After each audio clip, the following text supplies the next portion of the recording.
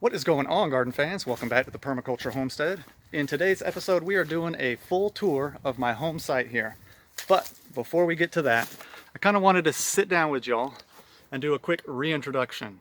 Now, the channel's been gaining a lot of subscribers lately. We appreciate all you newcomers coming on. If you're not already, hit the subscribe button, tap the notification bell, and give this video a thumbs up. That's what really helps us out right now. My name's Tori. We live on 2,000 square feet in Zone 8, South Carolina, and we are doing permaculture gardening here. Now, I know I haven't been putting out a whole bunch of content lately. I've got a lot of other things I'm doing in the community. I am a licensed physical therapist assistant. I'm a science major. So I've been teaching a new student right now and trying to get myself licensed here before the end of the year.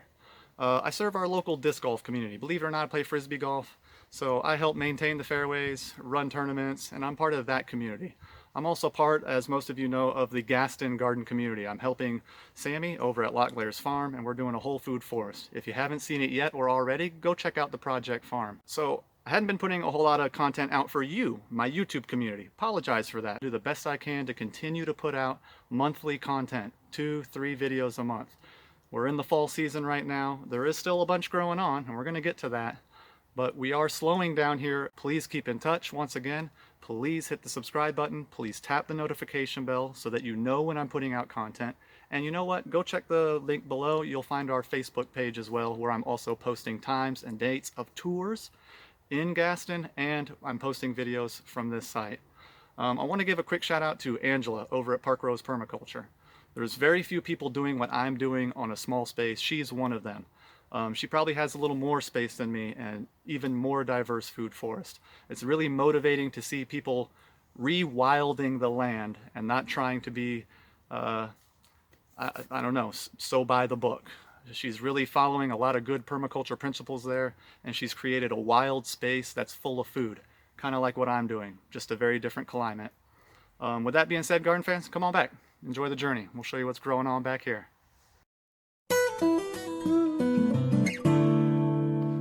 Welcome back to the home site, garden fans. I haven't done a tour back here in a long time, but not a whole lot has changed, believe it or not.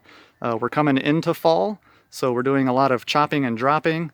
We're harvesting what's still lingering from spring, and I'm kind of preparing some spots to grow some veggies for the fall, mainly kale and collards. Some things that are still sticking around from spring are loofah, believe it or not. I've got loofah that are taking over the food forest. They've kind of taken over my goji patch here. I've let them do that, and you know, when I prune them down, the goji will jump right back up. There are more loofah kind of growing up my house, taking over a raspberry patch here.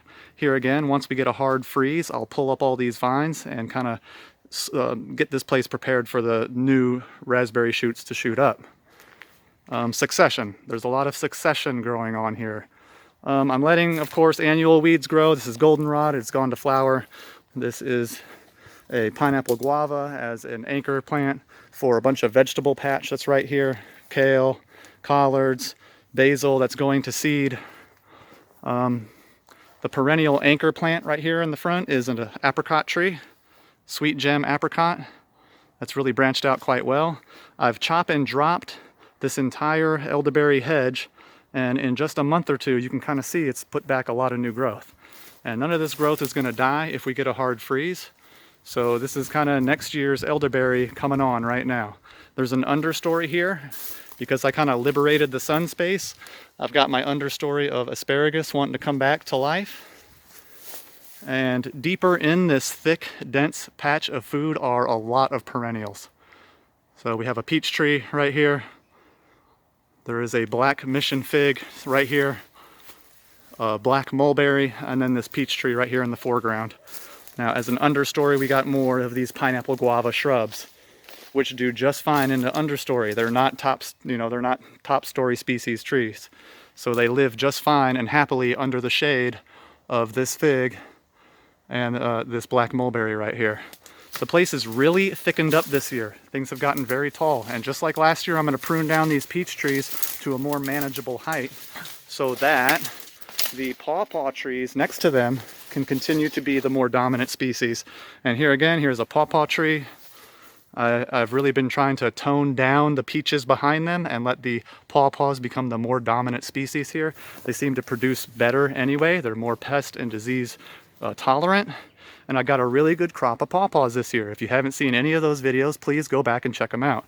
I'm gonna come walking through this canopy of food because if you get under it and look up, you can really you feel protected in here. I don't know how else to put it. I'm walking down a swale pathway. You know, now that this place has developed over the past 7 years, it's this thick, dense canopy with all types of shrubs like blackberry growing.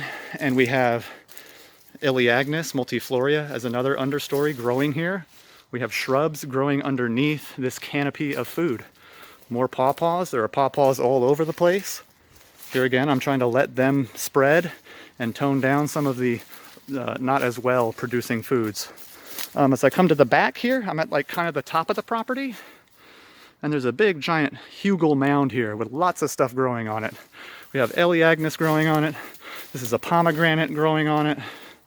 There's more Elaeagnus and blackberries growing on this as well.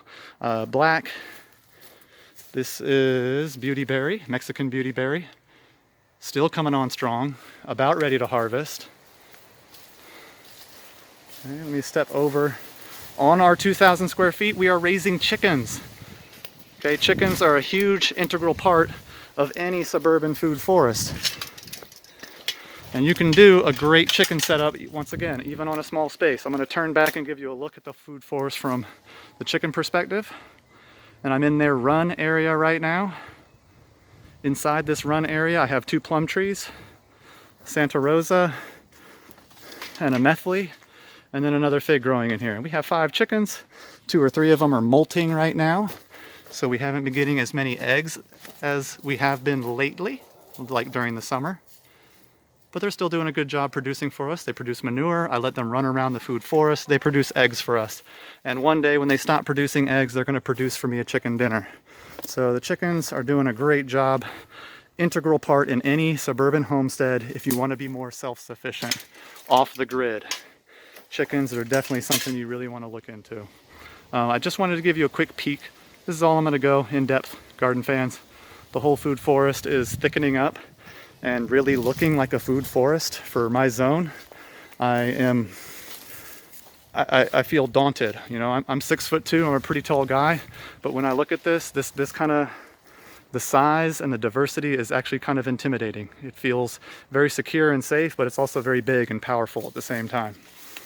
We appreciate you all watching. As always, please give us that thumbs up. That's what really helps us out. Please like, share, and subscribe. Keep in touch, garden fans. God bless. Garlic chives, understory. There's just food everywhere. I mean, there's food everywhere. Muscadine's growing as a ground cover. God bless. This is a Garden of Eden.